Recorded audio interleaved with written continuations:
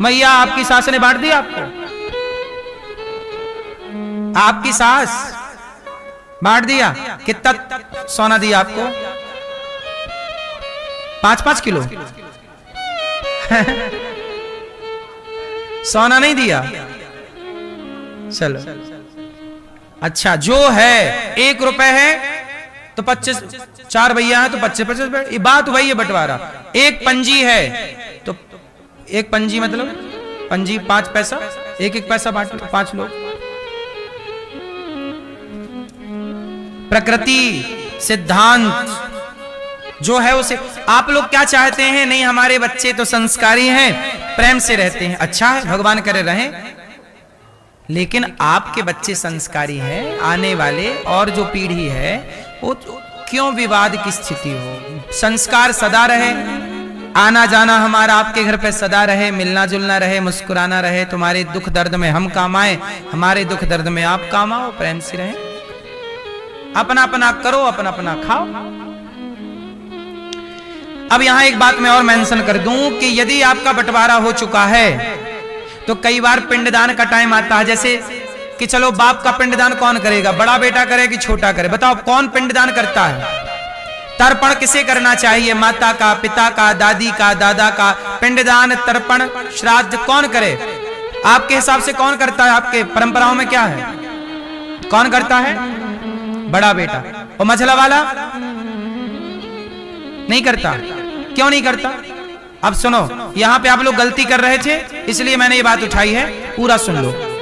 यदि आपका चूल्हा एक है, एक चूल्हे में सबका भोजन बनता है, तो फिर बड़ा बेटा कर ले पिता का पिंडदान या मां का पिंडदान, तर्पण श्राद्ध, वो ठीक है। लेकिन चूल्हा बट गए, बाप की संपत्ति बट गई, तो जब बट गई तो तर्पण, पिंडदान, श्राद्ध, गयाजी भी बड़े को भी करना चाहिए, मझले को भी करना चाहिए, छोटे को भी करना चाहिए और छोटे को भी करना चाहिए, सबको, क्योंकि सबका चूल्हा, सबका बंटवारा हुआ, सबको बाप की दौलत मिली, तो बाप को पानी सब दें। ये बड़ा बेटा ही क्यों देता रहे, छोटा क्यों ना दे? तर्पण सब करें, पिंडदान सब करें, ये शास्त्र का वचन बोल रहा हूं मैं, सबका अधिकार है। ये तो आप लोग काम चोरी करते हो कि बड़ा कर लिया, हम क्यों करें? हाँ, क्या बचा लोगे? 1 लोटा पानी तो देना है बाप के नाम का, कौन सा खर्चा? 4 पिंडदान ही तो करने हैं। कर्म ना छोड़ो, कर्तव्य ना छोड़ो। आजकल व्यक्तियों ने कर्तव्य छोड़ दिए, जैसा कि अभी मैंने बताया कि मां जिंदा थी और बेटे ने पिंडदान कर लिया, और किया भी होगा कि राम जाने फोन पे बोल ही रहा है, और जिंदा कर लिया और मां भी गई। ये काम चोरी नहीं अच्छी लगती, इसलिए बड़ा भी करे, मझला भी करे और छोटा भी करे। यदि चूल्हा एक है तो एक करे, और चूल्हा बट गए तो पिंडदान भी सब करना है। तर्पण करो, समय पे करो। पिता की तिथि याद रखो। पिता की तिथि यदि अष्टमी है, कोई भी माह की अष्टमी मान लो, जैसे किसी की भाद्रपद मास की अष्टमी को शुक्ल पक्ष में पिताजी भगवान के घर गए, तो वो याद रखो, और उस तिथि पे सारे भाई या तो मिलकर के सारे अपना अपना 2-2 100 रुपए मिलाओ, 100 हम मिलाएंगे, 100 सब मिलाओ, और ब्राह्मण भोजन कराओ, कन्या भोजन कराओ, सब गरीबों बाप के नाम से। या तो मिलके कर लो एक स्थान पर, और अलग अलग हो, कोई हैदराबाद में, कोई दिल्ली में, कोई बेंगलुरु में, तो जहां हो वहीं पे बुलाओ। कन्याओं को, गरीबों को, गाय को खिलाओ बाप के नाम। आज हमारे पिता की पुण्य तिथि है तो हम गैया को खिलाएंगे, आज हम गाय को चारा खिलाएंगे, वृद्ध माओं को रोटी खिलाएंगे, संतों को अन्नदान करेंगे, ब्राह्मणों को खिलाएंगे। करना चाहिए, तिथि पे कर, साल में एक तिथि तो कर लो। आजकल आलसी है, नहीं करते, भूल गए, पता ही नहीं कि बाप के मरने की तिथि क्या है, मां के मरने की तिथि क्या है। कर्तव्य क्यों छोड़ रहे हो साहब? यही तो सनातन है। सब चीजें याद रखनी चाहिए। जन्मदिन याद है सबका, बेटा का जन्मदिन याद है, बाप का मरण दिन याद नहीं है। बेटे का शादी की सालगिरह याद है, सब याद है, सब में करेंगे। शादी की सालगिरह में हजारों का खर्चा करेंगे, पर बाप की पुण्य तिथि में क्या मजाल के 2 ब्राह्मणों को खिला दें, क्या मजाल के गाय को 1 मुट्ठी चारा खिला दें, क्या मजाल के बाप के नाम का 1 घी का दिया जला दें। क्यों नहीं भाई साहब, क्यों? क्या खर्चा क्या है?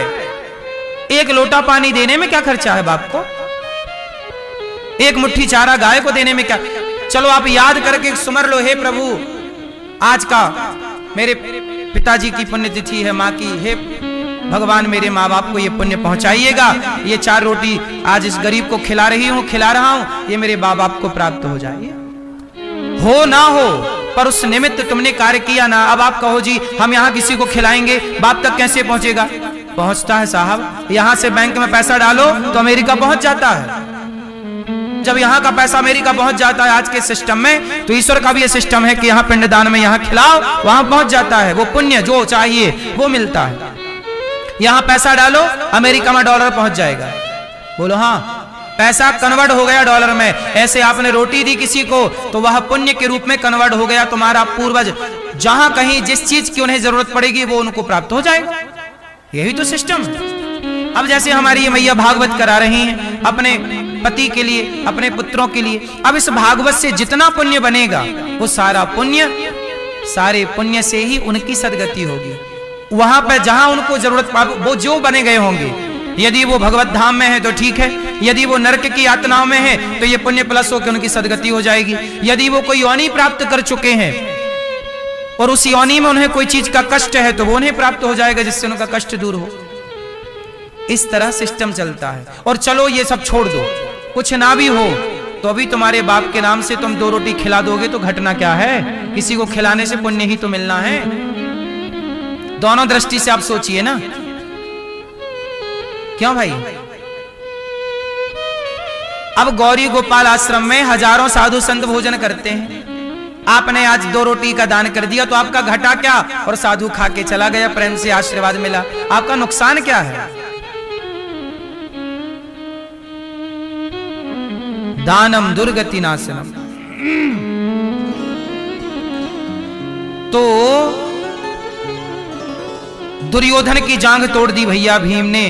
अब दुर्योधन मर रहा था, तब वहां पर कौन आए?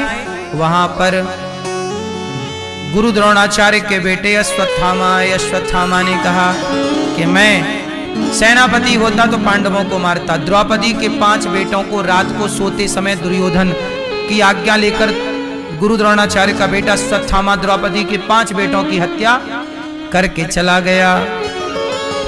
सुबह द्रौपदी ने देखा कि मेरे बच्चे उठे नहीं, जाकर देखा, रो पड़ी द्रौपदी। हाँ, माता शिशुनाम निधनम सुताना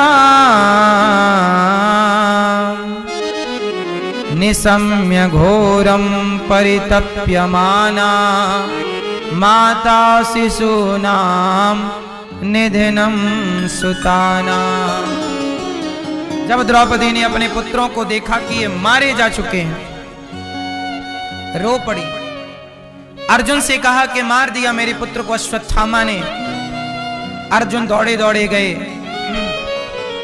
अश्वत्थामा को मारने के लिए। अश्वत्थामा ने ब्रह्मास्त्र चला दिया। अर्जुन शरण में आए कृष्ण की। कृष्ण कृष्ण महाबाहो भक्ता नाम भयंकरा त्वमेको दह्यमानाना मपवर्गोऽसि संसृते। अर्जुन ने कहा प्रभु ब्रह्मास्त्र मेरी ओर आ रहा, मैं मर जाऊंगा।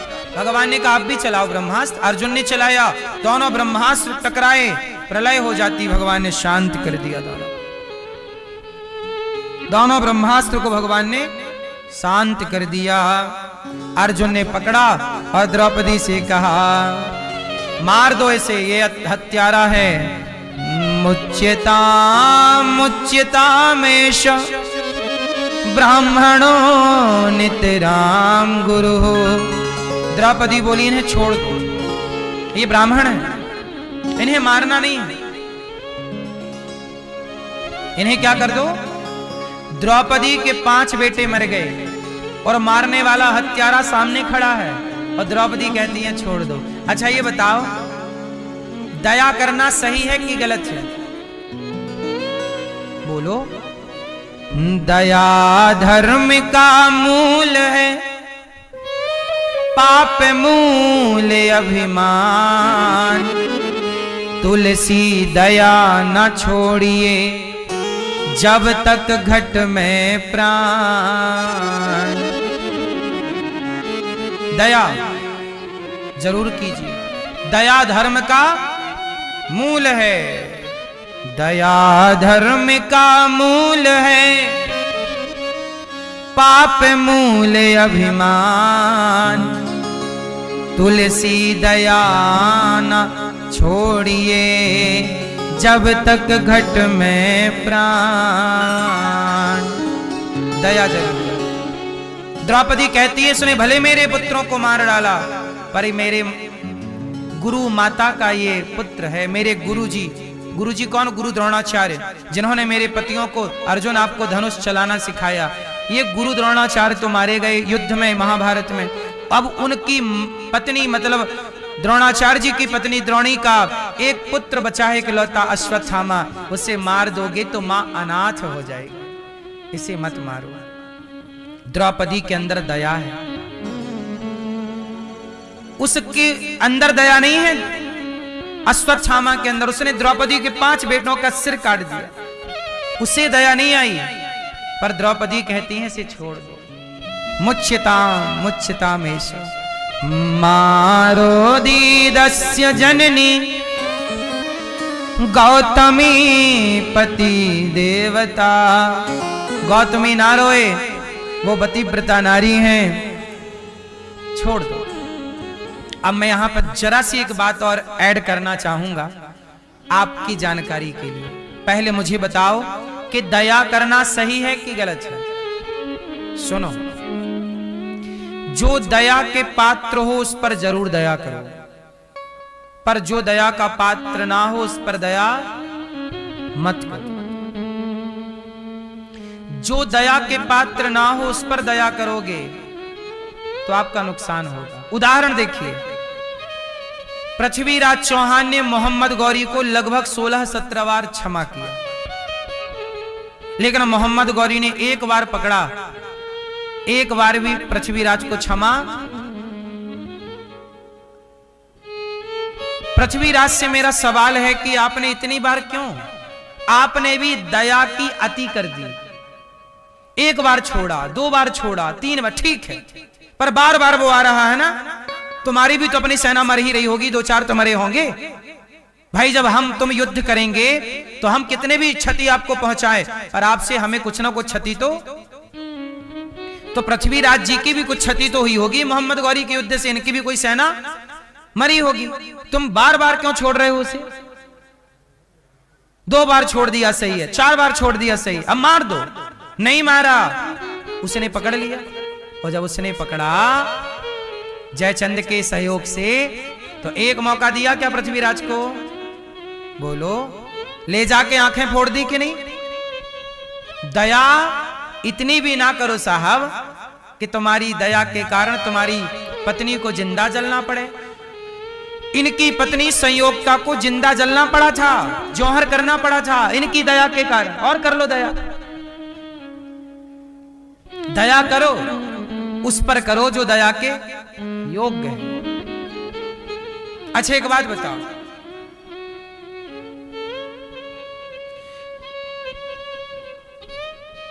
कर्ण का पहिया जमीन पे धंस गया, रथ का। भगवान ने कहा मार दो, पहिया उठाने उतरे ना कर्ण, मार दो। अच्छा ये बताओ, मार देना सही है कि गलत है? हैं? गलत है। क्या करते? ना मारते। भगवान ने कहा मार दो, अर्जुन ने कहा ये अधर्म है, अर्जुन ने कहा ये गलत है। भगवान ने कहा सुनो, आप जो कह रहे हो आपका उत्तर दे रहा हूं, ध्यान से सुनो। आप कहां गलत हैं अभी आपको पता लगेगा। भगवान कह रहे हैं कि मार दो, अर्जुन बोली ये गलत है। युद्ध का नियम है कि योद्धा नीचे हो तो उस पर प्रहार नहीं करना। प्रभु ये नियम आप नहीं बनवाए और आप कह रहे हो तोड़ दो। भगवान बोले कि अर्जुन, भरी सभा में जब तेरी पत्नी की लाज लुट रही थी तब ये कर्ण बैठा बैठा क्या बोल रहा था? द्रौपदी तेरे तो 5 पति हैं, छठा मुझे बना ले, क्या बिगड़ जाएगा तेरा? जैसे 5 वैसी 6। तो बोलो, क्या ऐसा कहना धर्म था?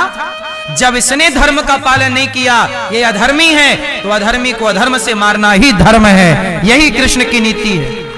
तुम धर्मी होते तो देखो, आप धर्मात्मा हो तो मैं धर्मात्मा हूं, और आप अधर्मी हो तो फिर मैं आपके साथ धर्म नहीं कर सकता ना साहब, क्योंकि आप धर्म की भाषा समझते ही नहीं।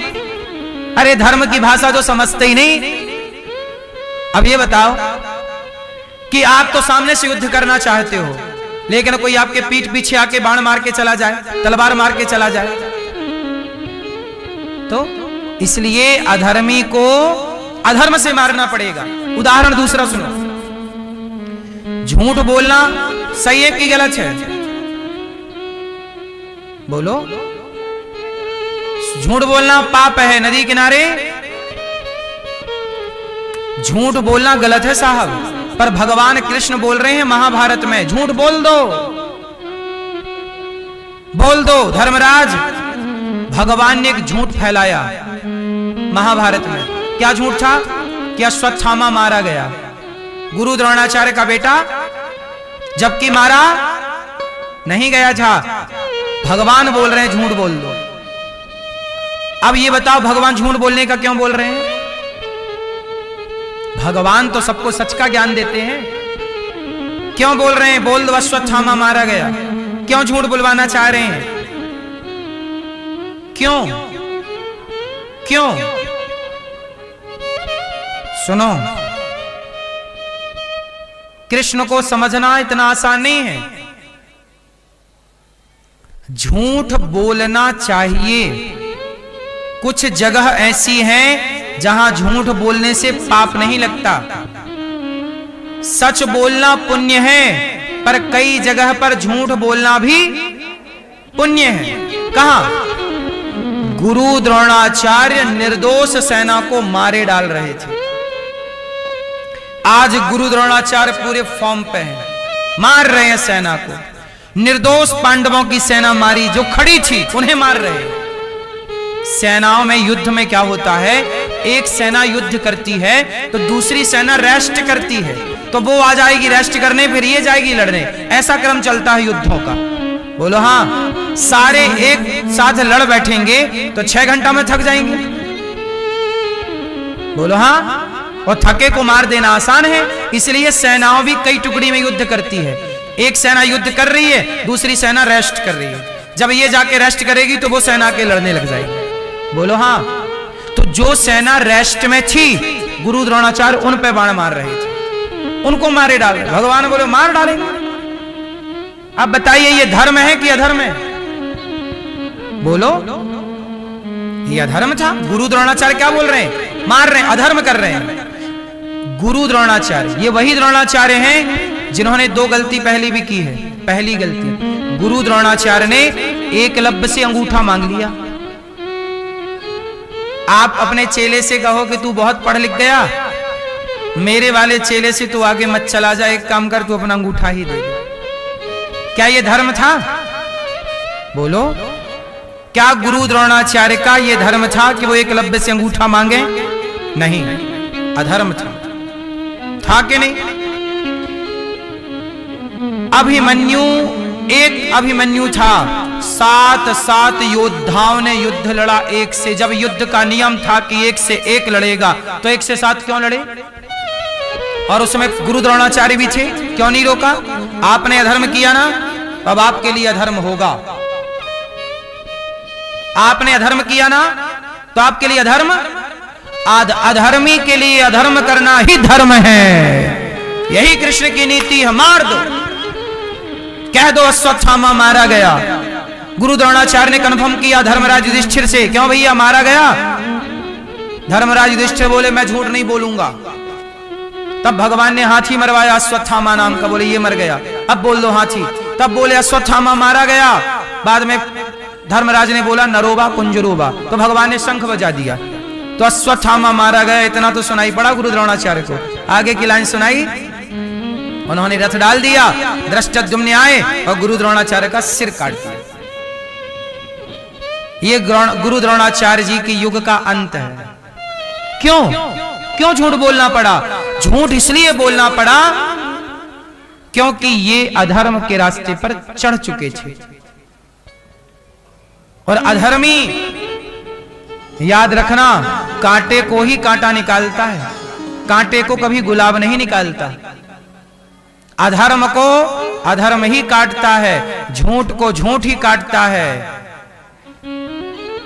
बोलो हां। सच सच के लिए है, सच झूठ के लिए नहीं है। इसलिए आप लोगों ने देखा होगा अदालतों में कई बार सच हार जाता है और झूठ जीत जाता है। क्यों? क्योंकि सच की लड़ाई झूठ से नहीं है। एक बात बताओ, एक पिता है और उसका बेटा है। आज पिता ने कुछ कह दिया बेटे को, तो बेटा बुरा मान गया और उसने अपने पिता को छोड़ दिया। जा, मैं नहीं बात करता तुमसे, नहीं आऊंगा।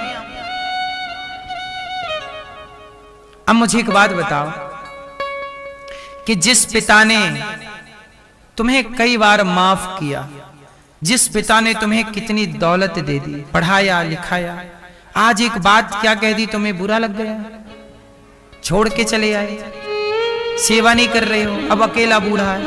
अच्छा, वो बाप भी हार गया। अब मैं बेटे से क्या कहूं?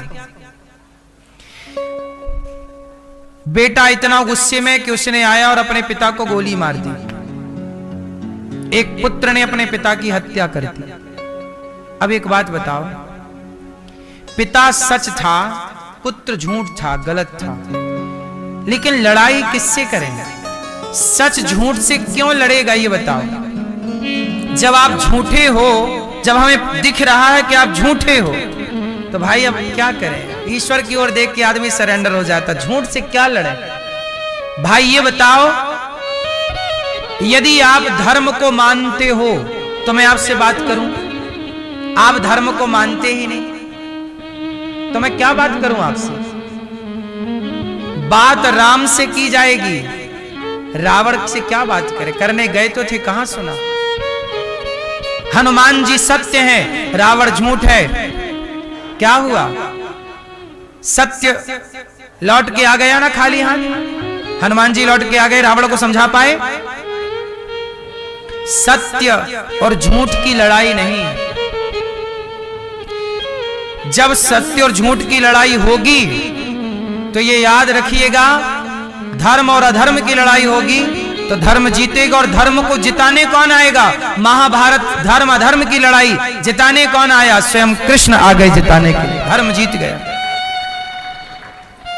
पर एक बात बताऊं, मैं ये बात आपको कैसे समझाऊं जो मैं आपको समझाना चाहता हूं कि देखो, कई बार मैं कहता हूं कि आपसे क्या बात करूं।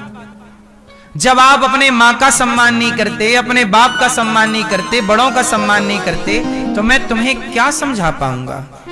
समझाया उसको जाता है जो समझे और समझदार है और समझना चाहे, तो समझे ही ना, उसे क्या समझाओगे? तो उस झूठ के आगे सच क्या काम करेगा? बात समझ में आ रही है जो मैं समझाना चाह रहा हूं आपको? इसलिए सच हमेशा चुप हो जाता है और झूठ शोर मचाता रहता है। उदाहरण से समझिए, कुत्ता भौंक रहा है तो आप भौंकेंगे? शांत रहेंगे? अब जरा एक बात बताओ, पृथ्वीराज चौहान ने कई बार क्षमा किया मोहम्मद गौरी को, और जब उसने पकड़ा तो पृथ्वीराज ने बोला कि भाई मैंने तुझे 16-17 बार मौका दिया, तू एक बार तो दे। नहीं दिया तो पृथ्वीराज समझ गए कि धर्म मेरे भीतर तो है, मैं मौका दे रहा हूं, पर इसके भीतर नहीं है। क्या मौका? इससे क्या बात करें? अब क्या बात करें इससे? जो धर्म का काखा गाघा नहीं समझता भैया, जो धर्म के बारे में तनिक नहीं समझता, उससे क्या बात करोगे आप? मैं आपसे बात करूंगा गीता की, रामायण की, भागवत जी की, महाभारत की, वेदों की, पुराणों की, पर जो वेद पुराण मानता ही नहीं उससे मैं क्या बात करूंगा? फिर तो वो जीत जाएगा और आप हार जाओगे, क्योंकि उसे मानना ही नहीं। भाई जिसे सच मानना ही नहीं फिर तो झूठी जीतेगा। कौन जीतेगा? झूठी जीतेगा, क्योंकि सच तो आप मान नहीं रहे हैं। इसलिए सच हमेशा सच तब काम करता है जब सामने वाला भी सच्चा हो। तुम कुछ तो सच्चे हो, तुम चलो 50% भी सच्चे हो, 50% गलत हो तो भी सच काम कर जाएगा आप पर आप पूरे जीरो हो सच से, झूठ ही झूठ है पूरा, तो फिर वहां सच हाथ जोड़ लेगा, भैया तुम्हें नहीं जीता पाए, तुमसे हार जाएंगे। इसलिए कोर्टों में झूठ ही झूठ है, कचहरियों में झूठ ही झूठ है, इसलिए सच हाथ जोड़ लेता है। सच कहां लड़ेगा? फिर तो आएंगे भगवान और धर्म की स्थापना फिर ईश्वर, फिर उनको ठिकाने से, फिर इसका इलाज ईश्वर के पास है। फिर इसका इलाज किसके पास है? सच कभी हारता नहीं। लेकिन एक बात बताओ, सच जो सुनने ही तैयार नहीं है साहब, उससे सच क्या करेगा? ये बताओ, क्या करेगी? आपके प्रमाण गीता रामायण उदाहरण देते रहो, वेदों मानने ही नहीं है। अब रावण को सबने समझाया कि पराई नारी चुराना गलत है। कहां लिखा है, किस पुराण में लिखा, किस वेद में कि भाई रावण ज्ञानी है, तू तो ज्ञानी है? कहां लिखा है कि पराई औरत चुरा लेना धर्म है, तू अधर्म कर रहा? पर रावण किसी की नहीं सुनता। अब जब नहीं सुनता तो क्या सुनाए? सब चुप होके चले गए।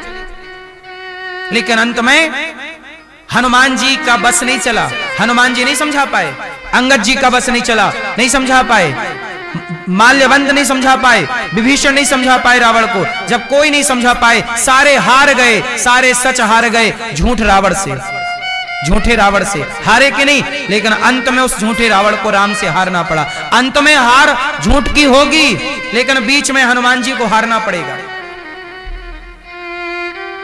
हनुमान जी हार गए कि नहीं? बोलो हाँ। रावण से कौन